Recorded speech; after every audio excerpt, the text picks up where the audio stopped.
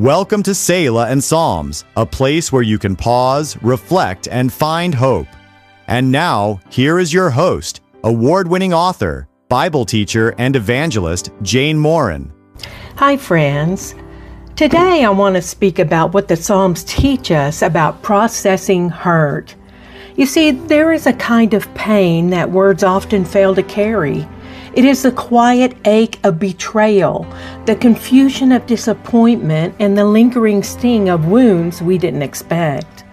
Many believers feel pressure to move on, to be strong, or to silence their grief in the name of faith. But the book of Psalms tells us a very different story. The Psalms gives us permission to feel, to speak, and to bring our hurt fully into the presence of God. One of the most striking features of the Psalms is their raw honesty. Writers like King David didn't hide their emotions. It was quite the contrary as we witness them pouring them out. David cried out in anguish, "How long, Lord? Will you forget me forever?" Or, my God, why have you forsaken me?" And then he also said, "Even my close friend, someone I trusted, has turned against me." These are not polished prayers. They are not filtered or softened. They are real, down-to-earth heart pains expressed from brokenness. David expresses grief, fear, anger, betrayal, and even moments that sound like doubt. Yet none of these disqualify him from being called a man after God's own heart. Instead, his honesty becomes the very pathway to deeper intimacy with God. Many people carry an unspoken belief, "I shouldn't feel this way if I would only trust God." But the Psalms dismantle that idea.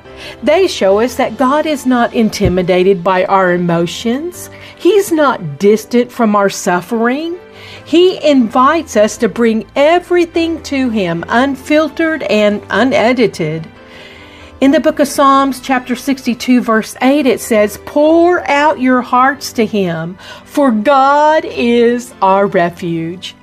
That phrase, "pour out," paints a vivid picture, not a controlled treacle, not a carefully measured prayer, not a dignified act. Oh no, it's a full release that includes a mess of running tears and nose blowing and more as we express our pain to God. Remember, dear one, God doesn't ask for perfection. He asks for presence. A large portion of the Psalms are categorized as laments, which are prayers of sorrow, confusion, and complaint. This may seem surprising, but lament in no way displays a lack of faith. It is actually faith in motion. When David cries out, he is still speaking to God. This is the crux of true lament. Lament says, "God, I don't understand."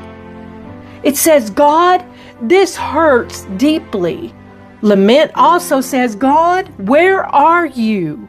But even in those questions, there is an underlying belief God is listening. This is what separates biblical lament from despair. Despair turns inward. Lament reaches upward. Many psalms follow a pattern. For instance, they are honest expression of pain. Secondly, they are a cry for help. Thirdly, there are moments where we're remembering God's faithfulness. And fourthly, laments are renewed trust or praise. For example, Psalms 13 begins with despair, but ends with confidence. "I will trust in your unfailing love." What changed? Not necessarily the circumstances. Indeed, it was the psalmist's perspective. Processing hurt in God's presence doesn't always remove the pain immediately, but it reshapes it. It anchors us in truth while we walk through it. The Psalms model a powerful, practical way for believers today to process pain. First, we must be honest with God and stop trying to sound spiritual. I encourage you to speak plainly. God already knows your heart, and in these times of need, He's inviting you to express it.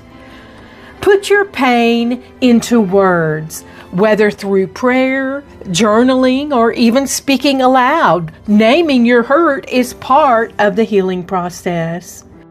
Thirdly, remember who God is. Let your heart return to what is true about God, and that is His faithfulness, His nearness, His justice, His love.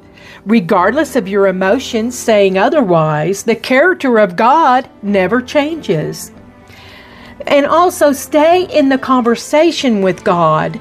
Don't withdraw when you're hurting. Keep bringing your heart to God, even if it feels repetitive or unresolved. The Psalms remind us that we are not the first to feel deep hurt, and we won't be the last. The same God who met David in caves, in betrayal, and in sorrow is the same God who meets us today. Your pain is not something to hide from God. It is something to bring to Him. And in that sacred exchange, where honesty meets grace, you begin to find something so supernatural and unexpected. Not just answers, but healing, presence, and peace.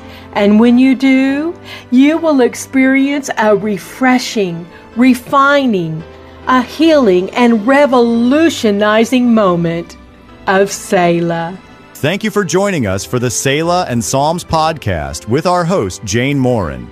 To learn more about what this ministry has to offer, go to SelahandPsalms.com. Until next time, God bless you, and we look forward to being with you again, right here, where we take time to pause, reflect, and find hope.